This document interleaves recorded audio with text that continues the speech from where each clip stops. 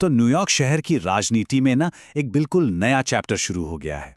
ज़ोहरान ममदानी अब वो मेयर हैं और उनके आने से ऐसा लग रहा है कि शहर ने सिर्फ एक नया लीडर नहीं बल्कि एक पूरा का पूरा नया दौर चुन लिया है। पर यह हुआ कैसे और इसका असली मतलब क्या है ना, चलिए इस ऐतिहासिक बदलाव के पीछे की कहानी को जरा समझते हैं। अच्छा, सबसे पहले ना इस नंबर को देखिए, 34। जी हाँ, ज़ोहरान ममदानी सिर्फ 34 साल के हैं। इससे वो दशकों में शहर के सबसे यंग मेयर बन गए हैं। और ये सिर्फ कोई मज़ेदार फैक्ट नहीं है, ये असल में एक जनरेशनल शिफ्ट का इशारा है। एक ऐसा बदलाव जो शहर की पॉलिटिक्स को पूरी तरीके से बदल सकता है। और बात सिर्फ उम्र की नहीं है, बिल्कुल नहीं। इस जीत ने तो कई ऐतिहासिक दीवारें गिरा दी हैं।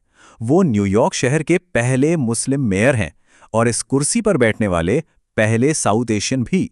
सोचिए उन कम्युनिटीज के लिए ये कितना बड़ा पल होगा जिन्होंने इतने लंबे समय से शहर के टॉप लेवल पर अपना कोई रिप्रेजेंटेटिव देखा ही नहीं था। और यही जो फीलिंग है ना, ये इस कोट में कितनी खूबसूरती से बताई गई है और ये पूरे शहर में महसूस की जा रही है। सालों से जो पॉलिटिक्स चली आ रही थी, उसके बाद ये सच में एक ताज़ा और उम्मीद भरा लम्हा है।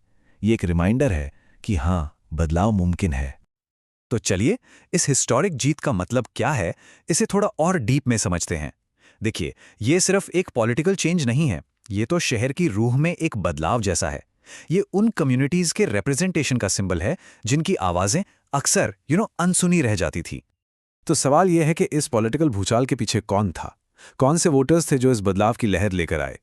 चलिए जरा उन लोगों को करीब से देखते हैं जिन्होंने ये सब मुमकिन कर दिखाया।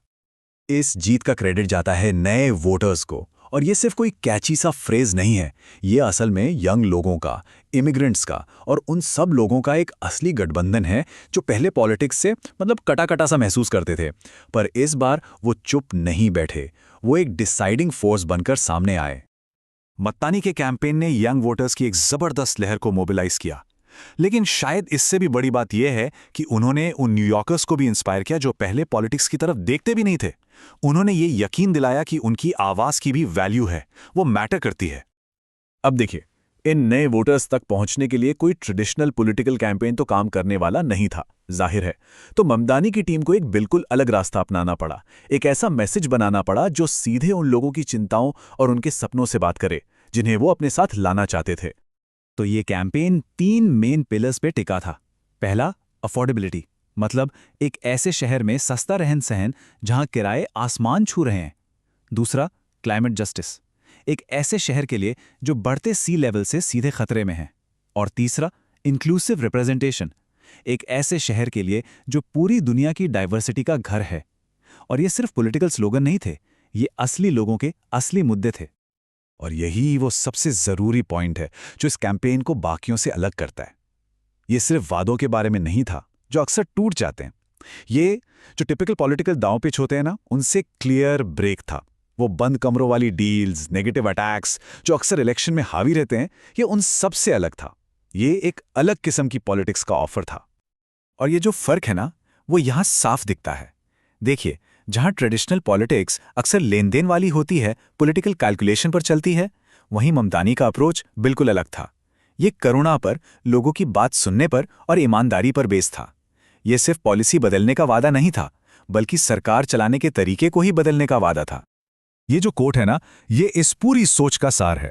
एक पावरफुल रिमाइंडर है कि लोग अब जैसा चल रहा है चलने दो वाले एटीट्यूड को एक्सेप्ट करने को तैयार नहीं है।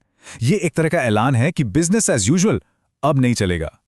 तो अब तक हमने ये देख लिया कि ये जीत हिस्टोरिक कैसे थी और इसके पीछे कौन था।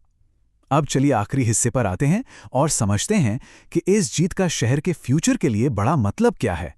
ये किस बड़े बदलाव की तरफ इशारा कर रही है। इस पूरी जीत का शायद सबसे बड़ा टेकअवे यही है कि बदलाव मुमकिन है। ये इस बात का सबूत है कि शहर की पॉलिटिक्स बदल सकती है, लेकिन सिर्फ तब जब लोग एक साथ आएं और एक अलग फ्यूचर की डिमांड करें। और शायद सबसे पावरफुल मैसेज तो ये है कि नई आवाजें लीड कर सकती हैं। ये जीत उन लोगों के लिए दरवाजे खोलती है जिन्हें अक्सर पावर के गलियारों से दूर रखा जाता है। ये एक नई तरह की पॉलिटिक्स का रास्ता बनाती है जो पॉलिटिकल फायदे से ज्यादा हमदर्दी को और हिसाब किताब से ज्यादा ईमानदारी को तवज्जो देती है। और बस इसी सवाल के साथ आज की बात खत्म करते हैं। जब उन लोगों को लीड करने का मौका मिलता है जिन्हें पहले किनारे कर दिया गया था, तो इसका हमारे शहरों के लिए, हमारी सोसाइटी के फ्यूचर के लिए क्या मतलब होता है? ये सवाल सिर्फ न्यूयॉर्क का नहीं है, ये हम सबके लिए है। इस पर सोचना तो बनता है।